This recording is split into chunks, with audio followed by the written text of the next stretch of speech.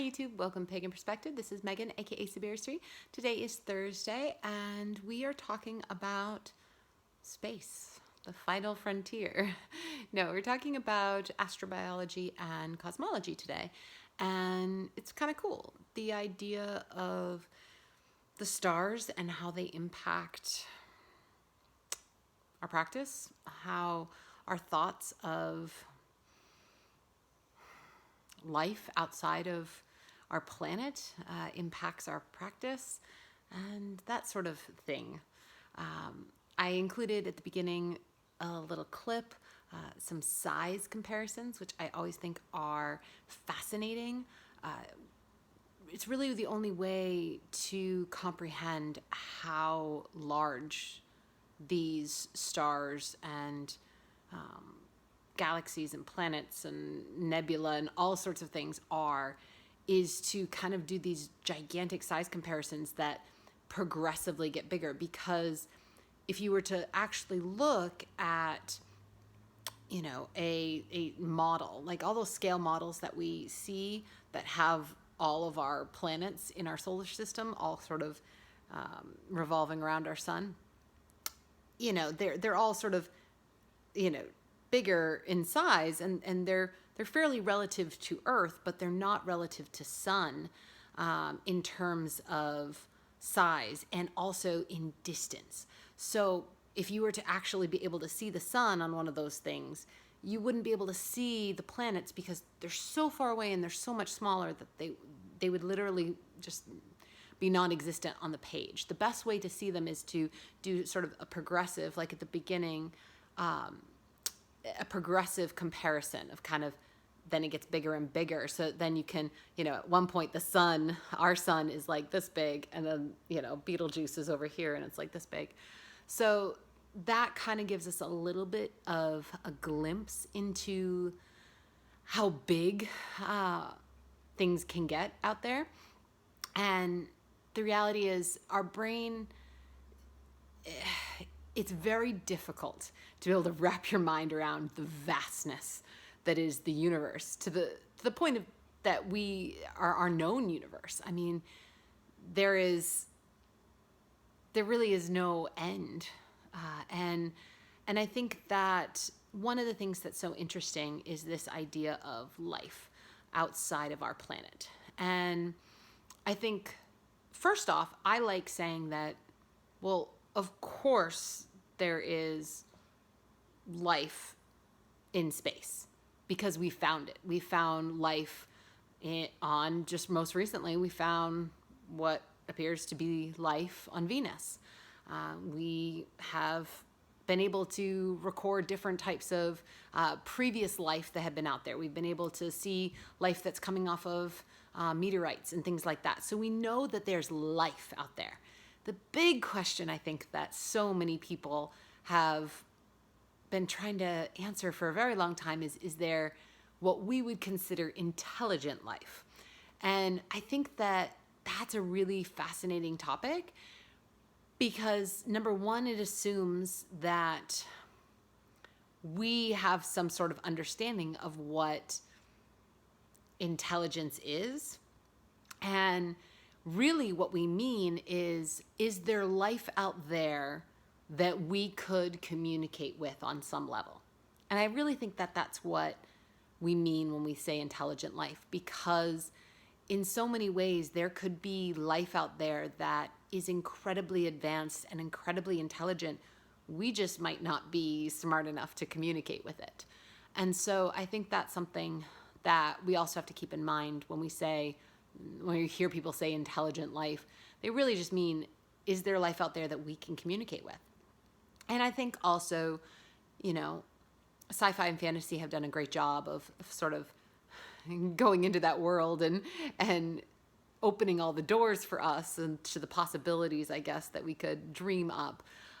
But certainly there are people who, they're looking at it from a military standpoint, from a resources standpoint, you know, from a safety standpoint, from an anthropological standpoint. I mean, there's so many different ways to look at this. And the way that I see it is, well, we know that there's life out there. We know we have found life itself. Right now it's been sort of, small-celled type life, that we have been able to discover at this point. And so just by the sheer fact that there is life that we know of, and that it is so vast.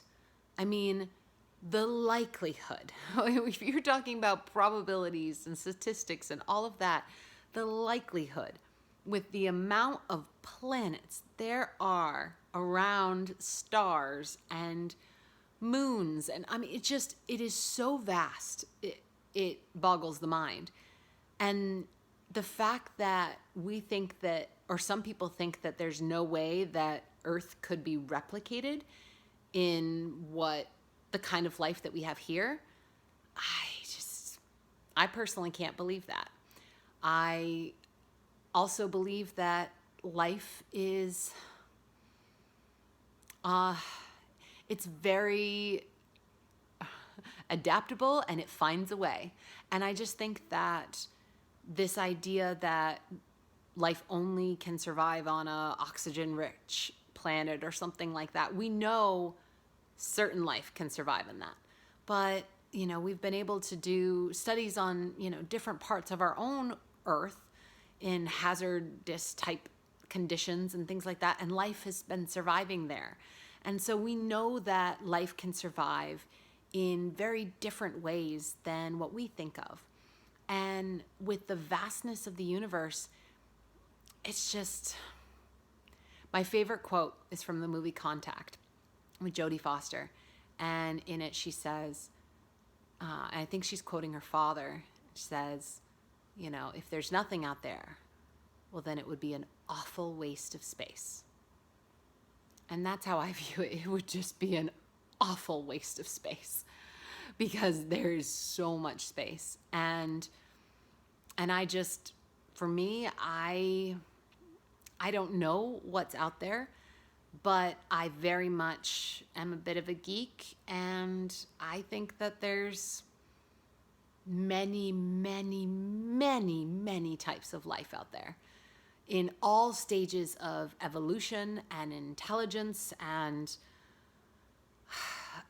some ahead of us and behind us and right where we are, and life that we could never even imagine in our wildest dreams could be life and is life. So I just think that for me personally, when I look at my practice, when it comes to space, I think about right now this Earth and the way that I'm connected to this Terra and this nature that's in front of me, and what I can do with that, and the elements as they present while I'm here and touching nature and touching Earth, and that's how I sort of operate. I think that I don't really involve the stars much, other than like some sort of astrological correspondences and things like that, if I'm particularly doing a working that needs that. And I certainly take into account the moon, because the moon is very impactful on nature and on this planet, and our moon, I should say. And so I definitely take that into account. But really, I don't use a lot of celestial type workings in my practice. I tend to be much more earth-based. I'm very connected to water on this planet, and so I will do more. I'm more fascinated in what's in the depths of our own oceans sometimes. But I certainly will sometimes go and look at the stars and wonder. And, I think like a lot of people probably who are also geeks or maybe not geeks, I do. I sometimes wish that we would have some sort of first contact, in my lifetime. Obviously, you always want that to be a pleasant first contact. I think that fear is always there, partially because of science fiction and such, but I think it's natural to assume that, well, if some of our own species are warring and not nice, well, that means that some of other species could also be warring and not nice. And it's always scary if somebody has better tech than you or something like that. Like, well, then how do you defend yourself?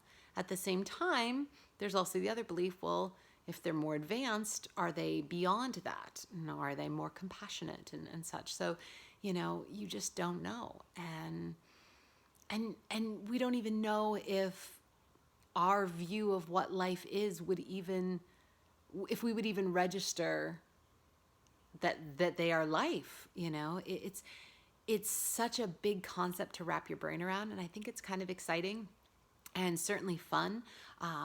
As far as it relates to my practice, though, it's not something that I incorporate into my practice, really, other than moon phases in particular. And of course, some astrological things as far as correspondences, things like that, like very kind of local to our own galaxy type stuff, not really too much else. The Pleiades sometimes, but really I'm not utilizing kind of cosmology and astrobiology and all of that when I'm thinking about my practice on the daily basis. So that is about it for this week. I hope that maybe it inspires you to go out and look at the stars and to think about what your own beliefs are on it. Do you think that it would be an awful waste of space if there was, no other, besides some single-celled type organisms, if there was no other types of life out there? Would it be an awful waste of space, in your opinion? And would you want first contact in your lifetime? And and kind of what are your thoughts on what's out there? So, as always, I hope that you have a wonderful rest of your week and weekend. I think I'll see you next week as well. And that's it. So, blessed be and aloha. Bye.